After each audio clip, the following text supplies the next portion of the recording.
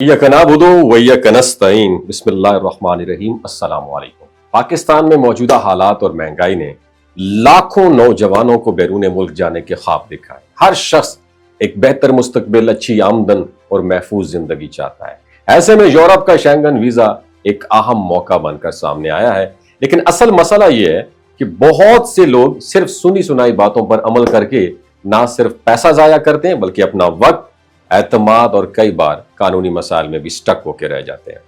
आज हम आपको 5 ऐसे हकीकी और मौजूदा वीजा रूट्स के बारे में बताएंगे जो आपको यूरोप जाने में हेल्प आउट कर सकते हैं, लेकिन हकायक और जमीनी सच्चाइयों के साथ। सबसे पहले बात करते हैं स्टडी वीजा की।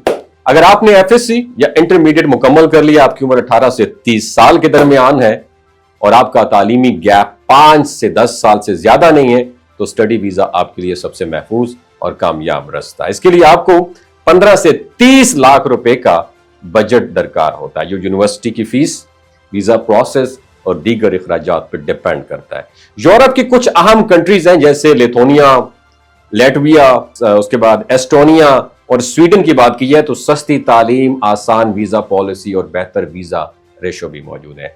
अगर आपके नंबर 50% से ज्यादा है और आपका तालीमी रिकॉर्ड दुरुस्त है तो स्टडी वीजा आपकी जिंदगी बदल सकता है। अब हम बात करते हैं वर्क वीजा की।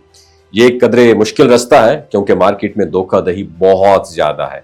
अगर आपके पास किसी खलीजी मुल्क जैसे यूएई, कतर या सऊदी अरब में काम का एक्सपीरियंस है, या आप मैकेनिक, इलेक्ट्रीशियन, प्लम्बर, वेल्डर या आईटी प्रोफेशनल है, तो आपके वर्क वीजा के इम्कानात बेहतर हो सकते हैं। लेकिन keep in your mind, work permit सिर्फ एक कागज होता है। असल मरहला तब शुरू होता है जब आप वीजा के लिए एम्बेसी जाते हैं। वहां तक पहुंचने में आपको 10 से 12 लाख रुपए तक का खर्च करना पड़ सकता है और इसके बावजूद वीजा रिजेक्शन का खतरा बहुत ज्यादा होता है अगर आपका प्रोफाइल गैर मौजू हो।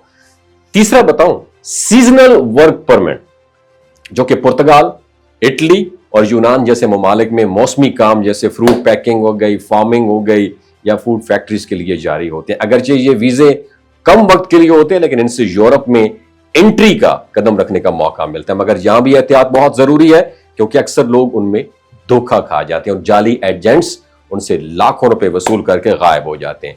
चौथा ऑप्शन बताऊं, बिजनेस इमिग्रेशन या रेजिडेंसी। ये उन अफराद के लिए मौजू है जो सरमायाकारी की अफोर्डेबिलिटी, मसलन लैटविया में अगर आप तकरीबन 1 करोड़ 80 लाख रुपए की सरमायाकारी किसी लोकल बिजनेस में करें तो आपको वहां पर रेजिडेंसी मिल सकती है। ये रेजिडेंसी बाद में मुस्तकिल रिहाइश, जहां तक नेशनैलिटी तक भी आपको पहुंचा सकती है, मगर इसके लिए आपको एक बड़ा कॉम्प्रिहेंसिव बिजनेस प्लान और लीगल सपोर्ट और एम्प्लॉयमेंट जनरेशन का वादा करना होता है। आखिर में एक बात कहूंगा कि विजिट वीजा की बात करें तो यूरोप का जो शेंगन विजिट वीजा लेना अब पहले जितना आसान नहीं रहा। अगर आपने पहले से थाईलैंड, दुबई, मलेशिया या दीगर एशियाई ममालिक का सफर नहीं किया या आपका कोई बिजनेस इनविटेशन मौजूद नहीं है तो सीधा शेंगन विजिट वीजा अप्लाई करना रिजेक्शन का सबब बन सकता है।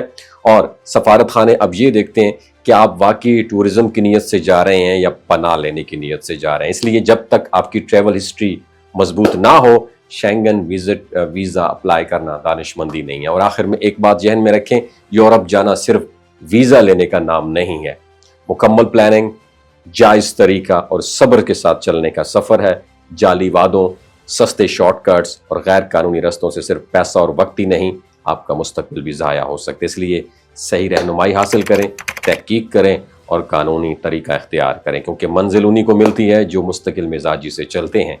अपना बहुत ख्याल रखिएगा। अल्लाह हाफिज़।